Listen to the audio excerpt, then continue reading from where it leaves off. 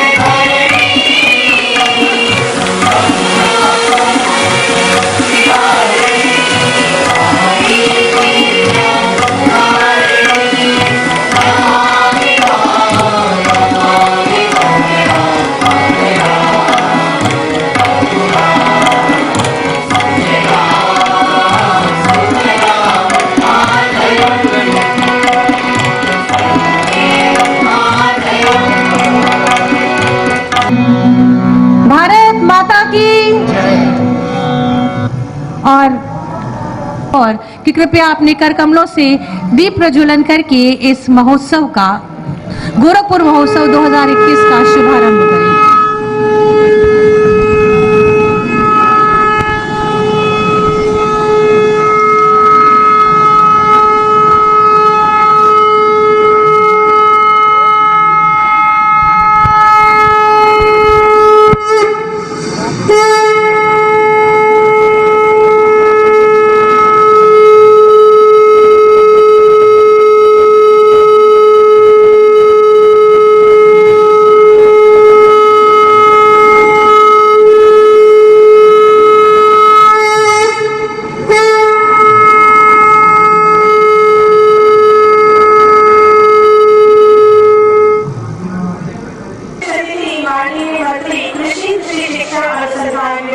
उत्तर प्रदेश आपका भी बहुत बहुत स्वागत अभिनंदन।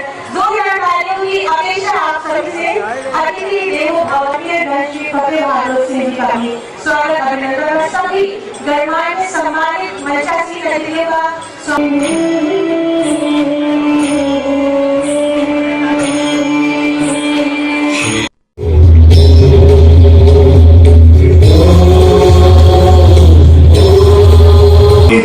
तुम्हारा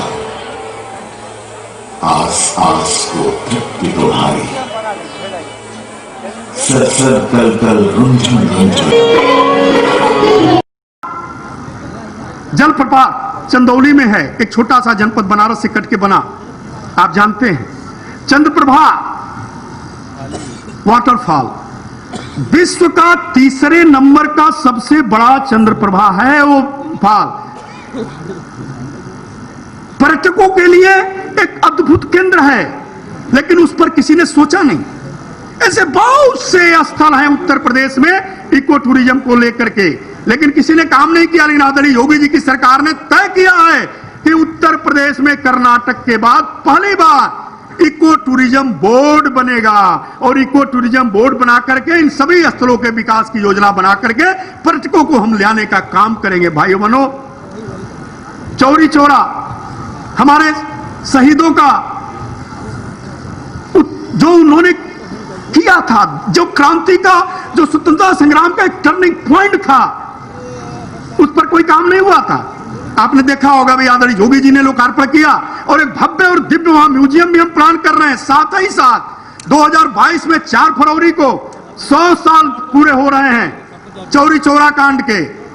तो 4 फरवरी 2021 से 4 फरवरी 2022 तक का आदरणीय योगी जी ने एक भव्य कार्यक्रम इसके लिए पूरे प्रदेश में प्लान किया है। और हर शहीद स्थल, हर ऐसे स्वतंत्रता संग्राम सेनानी, ऐसे सेना के जवान जिन्होंने प्राणों की आहुति भारत मां की रक्षा के लिए दिया है, उन सबको लेकर के अलग अलग जिले में, हर जिले में कार्यक्रम तो आयोजित हो गए ही, चौरी चौरा में एक भव्य और दिव्य कार्यक्रम आयोजित होगा। इस संबंध में मीडियाकर्मियों से बात करते हुए पर्यटन मंत्री नीलकंठ तिवारी ने बताया, आदरणीय प्रधानमंत्री जी ने जो एक संदेश दिया था कि हम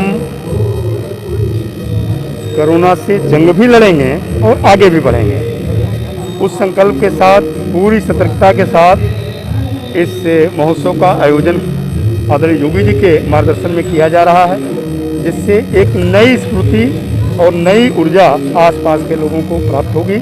और जो कोरोना का एक निराशाजनक वातावरण था, वो निराशाजनक वातावरण से आगे निकल करके जीवन के पथ पर अग्रसर होने का एक पथ पर। पर्यटन के क्षेत्र में गोरखपुर बहुत आगे बढ़ रहा है, इस पर क्या कुछ कहना चाहिए? क्या कुछ नई संभावनाएं?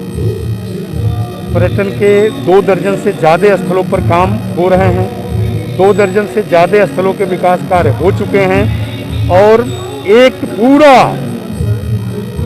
सिद्धार्थनगर का कपिलवस्तु, कुशीनगर का स्थल, यहाँ पर गोरक्षपीठ, रामगढ़ ताल, चिलुआ ताल, आसपास के जितने भी इन स्थलों को मिला करके एक पर्यटन का हब बनाने की योजना पर आदरणीय मुख्यमंत्री जी लगातार काम कर रहे हैं, जिसको लेकर के विकास की रचना हो रही, विकास की गाथा यहाँ पर युवा दिवस है और इस पर क्या कुछ कहना चाहेंगे? युवाओं को संदेश दें। सभी नौजवानों को अपने आइकॉन कह लीजिए स्वामी विवेकानंद जी के जीवन को और उनके सिद्धांत को अपने जीवन में जरूर उतारना चाहिए। और जो उन्होंने कहा है कि प्रतिष्ठित जागृत, उठो और तब तक चलते रहो जब तक कि संकल्पना और परिणाम सामने ना आ जाए।